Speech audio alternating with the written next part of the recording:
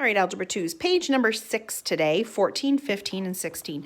So we're going to take a look at this this one right here. It's crossed off, meaning we have not covered it, and I do not think we're actually going to get to it this year. This is a statistics question.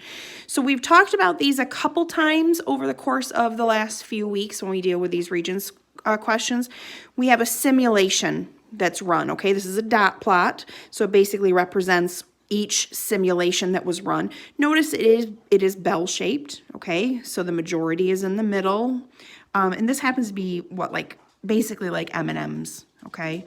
So some bags are going to have fewer of one color. Some bags are going to have more of one color, but mostly you're going to be in the middle here, okay?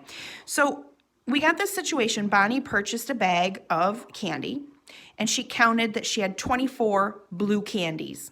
All right, you have to calculate the percentage of blue candies. So she had 24 blue candies out of a bag that has 65 candies. So 24 blue out of 65. You go over to your calculator. 24 out of 65 is approximately 36.9231. 36.9231% is blue, okay?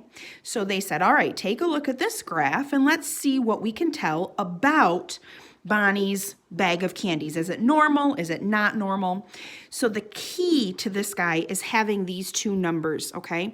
They're saying the average amount of blue candies is about 29%. But then they have this standard deviation. So what we always want to do is we want to find the 95%. We feel 95% confident that we're going to have between this and this percent of blue candies. How do you calculate that? Well, you're going to take this standard deviation and you're going to double it. So 2 standard deviations. Here we go. 2 times 3.936. There's my 95%, 7.872. So what we're going to do is we're going to take this amount and we're going to go up and then we're going to go down from the average. So the average percent is 29.270. We're going to go up and down 7.872. And that's going to tell me about, I feel really, really comfortable that any bag is going to have between this and this percentage. Sorry about the dogs. So here we go, 29.270 plus that amount. There's the high end. Ugh, girls. And let's subtract. There's the low end. So I am 95% confident that when I pick up a bag of these candies, it's going to have between 21 and 37% blue. So 21 to 37% blue. Blue, there we go. I am 95% confident that if I count up my candies, it's going to be between here and here to be blue, okay? So when you take a look at that, it is number 4. Bonnie's bag is within the middle 95% of the simulated data, okay? And that's all of this math. Let's go, it's not. Okay, we can't get it to focus. Leah, what's going on? There we go. There we go.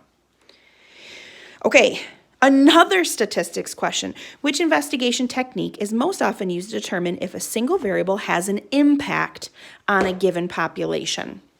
Okay, so we basically have to do something to this group of people to see if it had an effect on that group of people. Okay, so the only one that involves us doing something to see if it has an impact is an experiment. Okay, we have to run an experiment. We'd have a control group and we'd have a test group, and then we would see if whatever we did had an outcome. Okay? All right, number 16. This one is old. It is a trig graph. So as theta increases from negative pi over 2 to 0 radians, the value of the cosine of theta will blank. So what we're going to do, we should know how to graph this. Okay, remember cosine goes up to 1 and down to 1. It starts on the maxitude, so it's going to start at 1 and go go on from there. It has a period of pi. Okay, so what I'm going to do is I'm going to cheat this one, and you can do this on any graphing calculator or any app that you find in a graphing on the computer for a graphing calculator. Okay, so we're going to go and add a graph. Okay, I want to graph cosine theta. So trig cos, and I'm going to call it x. I'm not going to call it theta because it's f of x. Leah, just a minute, buddy. Okay, now notice my calculator is in radian mode already, but if yours is not, what you would do is you would come on down here to the pi button and you would put a little radian after that, because remember, we can only graph in radians.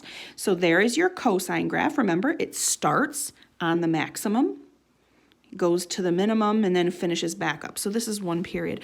But we're really concerned from negative pi over 2 to 0. So we can cheat a little bit. If you come over to your axis here, that is negative pi over 2. And then I can hit the tab button. Oh, tab. So it's going to take me up there. I know it goes up and down to 1. Okay, but I don't even really have to do anything else because it says from negative pi over 2 to 0, what's happening? So from negative pi over 2 to 0, from left to right, what's happening? It's going up. It's going from 0 to 1. So it's going to increase from 0 to 1. All right, there is page number 6 for you.